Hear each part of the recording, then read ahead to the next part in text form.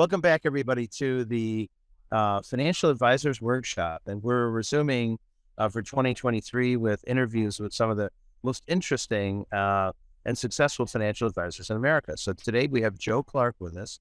And Joe Clark is a very interesting character. He's in Andersonville or Anderson? Anderson, Indiana. Yeah. And he's done some work as a professor. He's a very interesting character doing trust services and whatnot. So, and he's smoking a cigar while he's talking to us. So, Joe, welcome to the Financial Advisors Workshop. Thank you, Brian. Happy to be here. My pastor calls me a character too. So that's, I'm familiar with being deemed a character. I think you have to be both interested and interesting if you're going to succeed in this business long term. Absolutely. So, Joe, when we agreed to do an interview with you, it was based on a lot of really interesting things that you're doing. And so let's hear about your practice first, and then let's hear about what you've done differently, trust services and some other areas that we talked about just now. Well, I'm a certified financial planner. I've always referred to myself as the Rodney Dangerfield of the industry. I grew up in a world that did not have resources. Started this business 2 weeks before the crash in 1987. And my wife and I lived in a trailer. And it was fueled from the very beginning from the estate planning side more than the wealth management side. I moved to a community outside of Lafayette, Indiana, where Purdue is located. And I watched two farms dismantled because Dad died, and the estate tax code at that point in time, before Reagan had changed them and it changed the code in '86, the farms were lost to estate taxes. And interestingly enough, when you're 21 years old, which I was, and you have no money, people don't want to talk to you about estate planning, but they talk to me about investing. So I built a registered investment advisory firm. We're 25 years old, going to be 26 this year in 2023. There are 38 people on our team, including CFAs, CPA, CFPs, enrolled agents, Kingdom advisors. We believe a great deal in the education and the credential side, but we also believe in doing financial planning for people that uses our proprietary system. We have, when I taught at Purdue, I convinced Purdue and the CFP board that I should be able to create my own curriculum because a textbook, in my opinion, was not helping people do what planners needed to do. So if you're going to, as an entrepreneur, if you're going to build a curriculum, you might as well trademark the process. So I did. And so we work with about 1,128 families in 31 states. And help middle America figure out the best way to get the retirement that they deserve. Meaning if you didn't save money, that's not my fault. But if you did, I want you to be able to use your assets appropriately. Okay.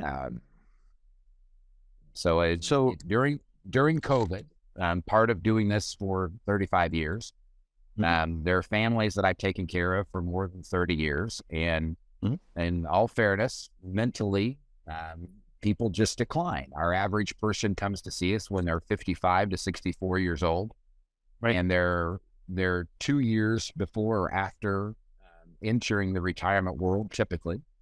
Okay. And so I've got a lot of people who are in their 80s and early 90s that I take care of. And so we built the trust services division during COVID as a method for helping them not necessarily deal with transferring assets to the next generation, though that's clearly part of it.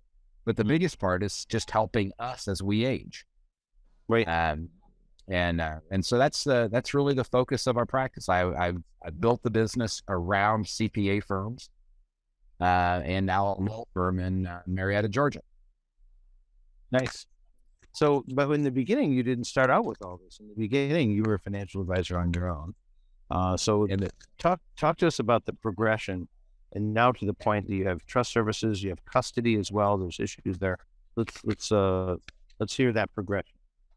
Well, I came from a family of school teachers, and they had a lot of love and a lot of education and not a lot of money.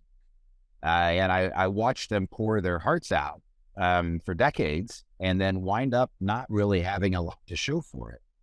And it baffled me that people didn't understand their tax return and the impact that was there. And so I started working in knocking on doors, literally, making presentations, selling products.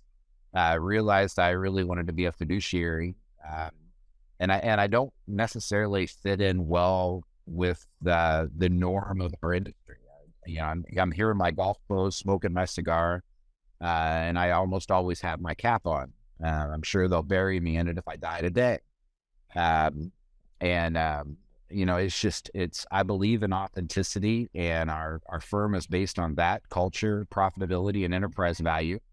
I'm an entrepreneur, so I've always kind of structured it that way. And I really looked at it, Brian, when I started, what did I want that end result to be? What did I want it to look like? And I have no problem with somebody who names their firm after themselves. Many of the CPA firms that I work with and law firms do that.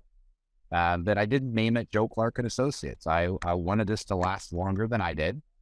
And so the steps that we've taken and the things that we've done were based on what can we do to continue to help people and fulfill our promise of serving their entire financial journey.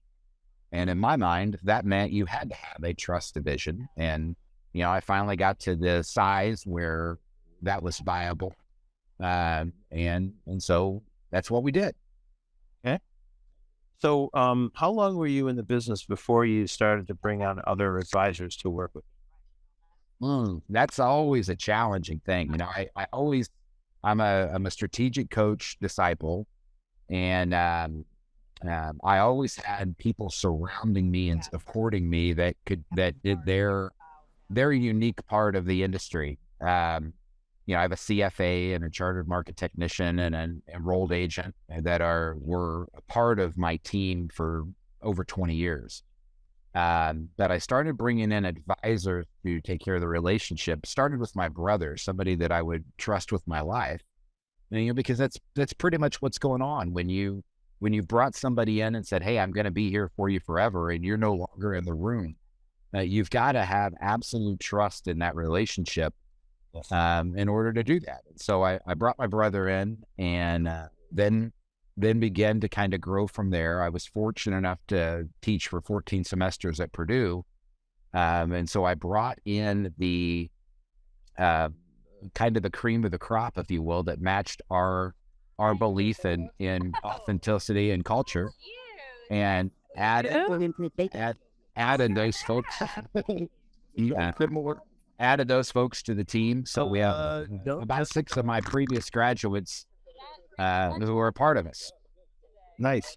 So that was kind of a natural feeder because you were a professor and meeting a lot of young people looking to grow. That was a natural feeder. But you said you're up to 38 people now, right? Yeah. In our opinion, and I know there's a lot of different ways to do it, but if you're going to take care of 1,100 families, you need a substantial back office to be able to do that. We don't rely on we don't rely on custodians or broker dealers to provide that support. We do it all in. Okay, good. And are they all employees or are they independent advisors as well? No, they're all W-2. Okay, good. Okay. So that's how you built the team. That's fascinating. Good. And then when did you do trust services? How long was that? That was during the COVID process. During that I was like a lot of the people that are listening to this, I lost 54 people in 56 days, and it was heartbreaking. And so I took it upon myself to complete the task. I'm 56. I still have years left of adding, I think, to the industry. And this was the biggest thing that I thought I could do. So it actually gives me the ability to work with other advisors that are independents, that want the solution, need a solution, to be able to help take care of people for an extended period of time. Mm-hmm. So the trust services it gives you that opportunity, um, and so now you do market that to outside firms and people besides your client base, of course. Yeah, what happens is we'll find somebody in the wirehouse arena that has, they're selling their, I hate the word book, but they're selling their book to somebody else. Right. But Right. they still have 10 or 15 relationships that they just can't part with. And this gives them the ability to maintain that relationship Mhm. without having to worry about continuing education or all of the other things that are necessary. They can still be there as the namesake and use our processes and our divisions to be able to help their families. Yeah. Excellent. Well, so very interesting what you've done. What do you do with the money? Are you managing it yourself, or do you have All of it, managers? Or no, all of it's done internally. Our allocation team, like I said, as I said, has a chartered financial analyst, a charter market technician who is the youngest award winner of the Dow Award in history. yeah, One of my Purdue students, and so we run the portfolios that way. And again, it's aimed at middle America, so we don't have to get into a lot of the complex strategies. About 60% of our assets are either IRA or Roth oriented, um, and so it's just good, normal, average American.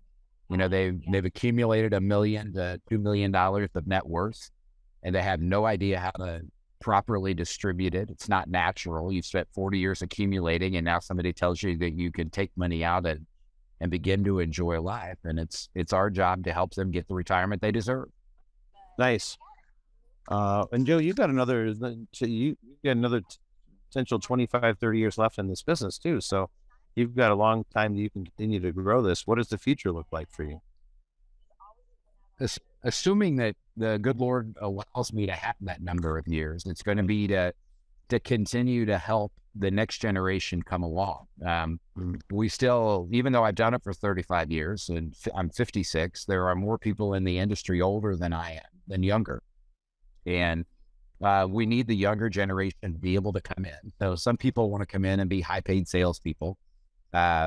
We tend to find people that want to be good planners and earn a good income without having to sell stuff. And so I build pods between an advisor, an associate advisor, and a paraplanner, and open up offices in CPA firms and law firms that want to be part of that authentic process, that culture.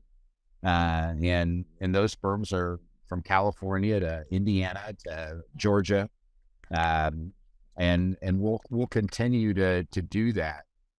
I do some public speaking where I talk to people about another trademark process called incremental incapacitation.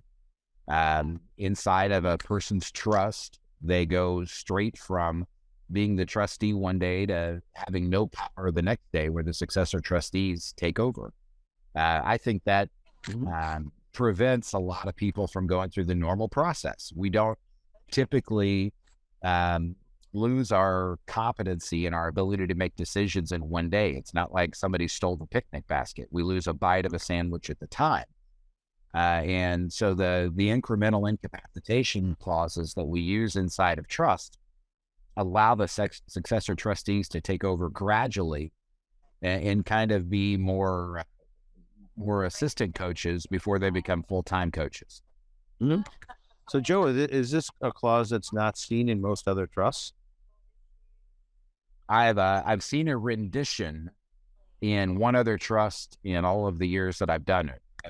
I've never seen anybody create um, the concept of where a successor trustee is gradually stepped up.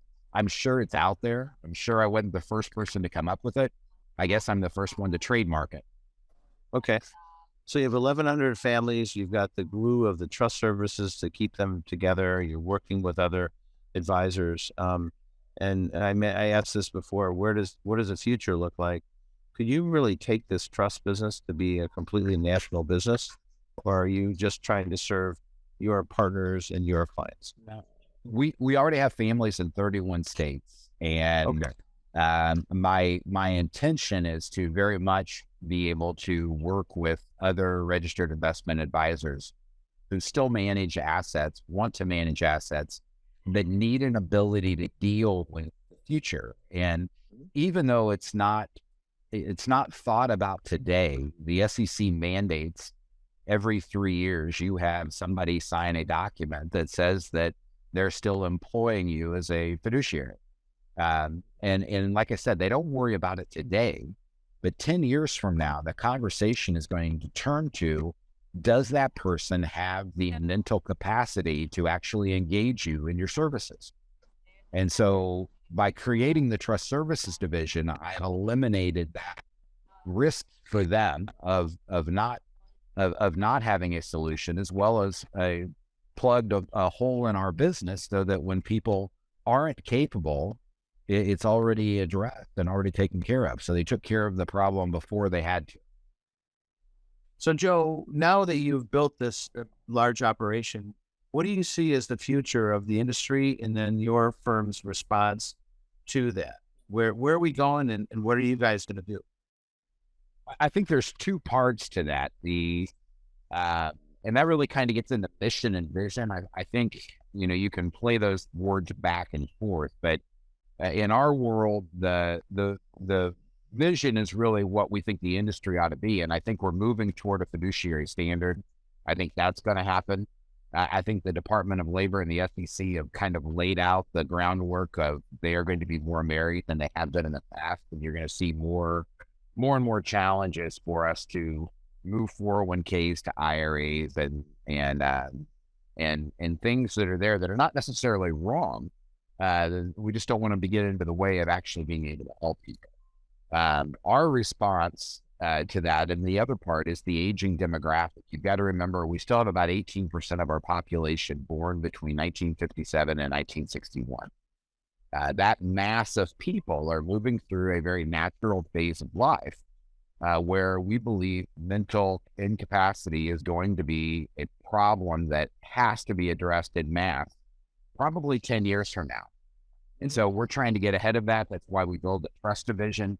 That's why we work with advisors who are not part of our firm, helping them coordinate that future challenge with their advisors. And so I think in any business, the objective is to be able to be as on purpose as possible, making sure that you're getting done what you need to get done, that drives you, and at the same time, figuring out ways in order to be profitable within the confines of what that business allows. And Brian, we live in a unique industry. This is one of the most fair industries that's out there. What I do today, what you do today, we'll get paid for in years to come. We're getting paid today for years with work we've done in the past. Yeah. And the people that we work with made tough decisions, not to go to Disney, not to buy bigger houses, not to buy more expensive cars, and put money in accounts to save and accumulate. And now they're able to have better lives because we're able to help them. So everything coincides, and that's what makes me so excited about our industry. Well, it's a great industry, and I think folks that are thinking clearly about how to really make an impact on the world would consider being part of it. You and I clearly have, and we manage lives. It sounds like with you and your firm and what you've created and the vision of dealing with the aging of America and the trust business, you've got an incredible opportunity to have an impact, which is really great. We feel very blessed. That is for sure. Absolutely. So Joe, just as we finish up here today, so this video and podcast, it'll be both forms, of course, will be seen by and heard by about 300 people in the next month or so, and about 1,000 over the next year. So imagine you're in an auditorium with 1,000 people listening to what you're going to say, and then some of them will see you smoking that great cigar. And envious, of course. Yes, of course. And if you have a message that you'd like to send to our brethren about anything regarding the industry or about their career, what might that be? One, it's worthwhile. I used to tell my students at Purdue, and I will tell all of you younger people, this is the highest paid, hardest work you will ever do, or the lowest paid, easiest work you will ever do, and it's your choice. It is a very fair world where people are given very clear advantages that are easy to see in the families that they're born in or things that they've done, but there's nothing that you can't overcome to make this truly the career that you want to serve the people that you want to serve. And I would tell you to do that. Figure out who it is you want to serve and serve them well. I have a lot of crazy entrepreneur friends. I would be one of them, right? That in this big circle, and none of them are one of my clients. I would make a horrible client. We make too much money and we move too quickly, right? We make decisions too quickly. I want to take care of middle America, of people who don't want to worry about their money. That's my niche.